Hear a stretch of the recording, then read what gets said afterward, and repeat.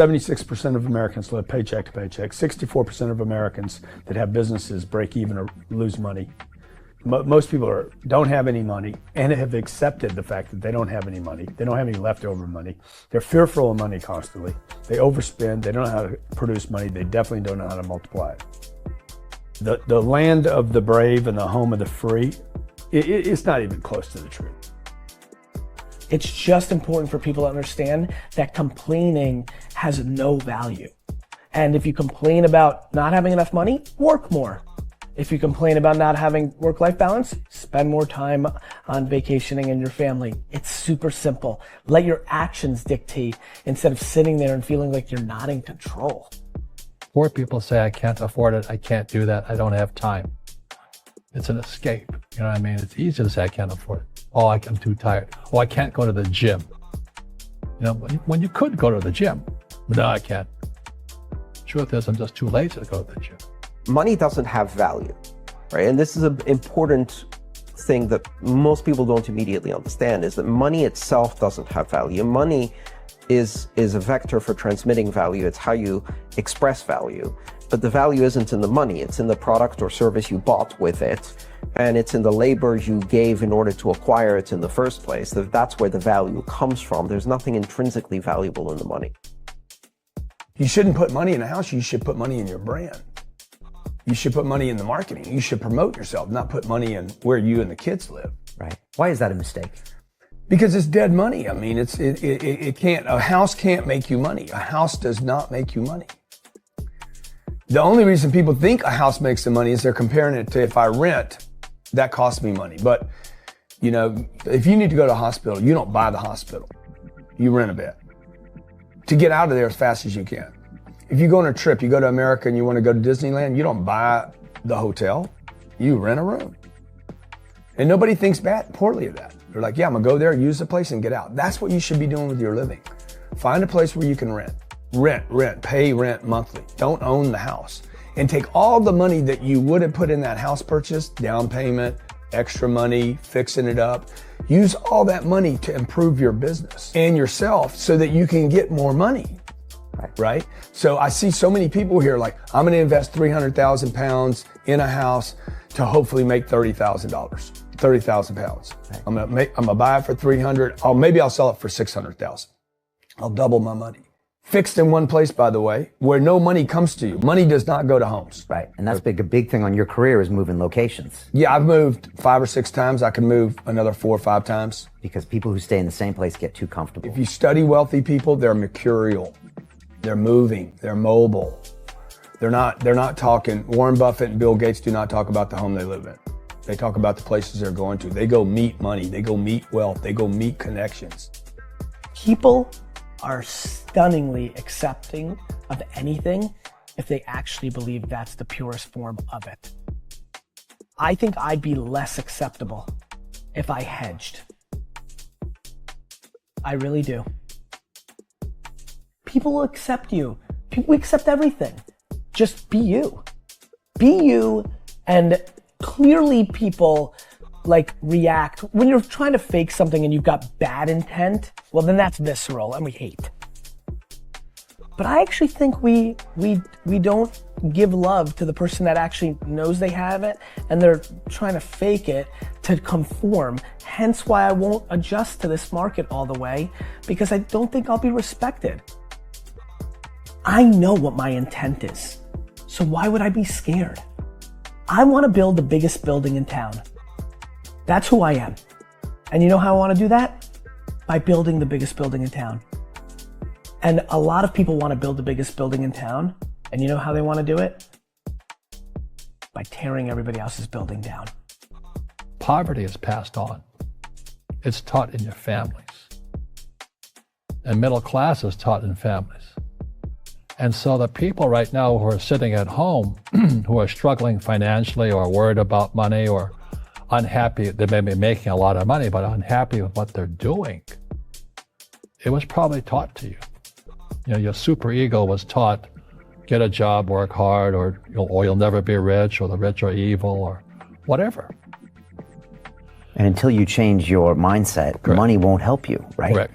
And we see that with people that win the lottery, people that make more money, they still have the same problem. Right. Because they have that poor man's soul. Right. If you're poor, you'll always be poor. That's really hard for people to understand. Yeah, the money will disappear that fast. Just like most pro athletes, they make millions of dollars, and 65% are bankrupt 5 years later. It's because they come from poor families. Now you tell them that, they get very angry at you. It's the rich fault. You guys ripped me off and government ripped me off. But unfortunately, what Mr. Lipton was saying, it's passed down genetically. That's the frightening thing. And it's interesting when you commit to something, little gifts just start automatically showing up. It's a phenomenal thing. It's happened my whole career. When I fully commit, somebody will bring me something. And then keep your eyes open. And by the way, the package may come wrapped in a package you weren't thinking about. Hard work. Or like a voice, or like a person, or maybe from a different direction than you thought, or an offering where you're like, you read something about this and that's not the thing. Like all throughout my career, it's come in weird kind of ways. If you ask for help and somebody shows up at the door, maybe invite them in. Okay. Regardless of what the packaging is or what you've heard about it or whatever. That's really been beneficial to me. Okay. How old are you? 44. I'm 40. Do you know how young we feel? When you were 26, did you ever think that this is what 44 felt like? No. You thought that was finished? Yeah. How old are you? Like, you think a 40-year-old, like, when I was 25 years old, I thought a 40-year-old was finished. I don't even feel like I'm starting. Right? Yeah, but when I was 26, I was in a rush. I understand. All of those guys and girls on the streets last night, when you say that to them, like their face kind of goes blank, because all the stuff they watch, MTV, music videos, this, it's all about the bling now, and the this now, and the this now. And MTV's tame. You start following people on Instagram, and it's a disaster. They're all pushing, like, it's all about champagne and private planes, and you can get it too, and just sign up for my course, and everybody's falling for it. So I'm coming out, and first of all, I want to be historically correct. Nobody in 100 years is going to watch that video and say that I was full of crap. I like that, right? Number two, I want my legend to grow. I'm always fascinated by politicians and world figures. Like Winston Churchill, his brain continues to grow, right? I want that. When I'm dead, I want to be in the ground at peace knowing my legend's growing. Like, I want that. I want that in the business world. And so I'm giving real advice, and real advice looks like this. When you're 19 and you can spend 7 full years learning your craft, meeting people that are mentors, being patient, and you wake up and you're 26 years old, you have your entire life in front of you, and you've done great foundational work to go on and then be successful.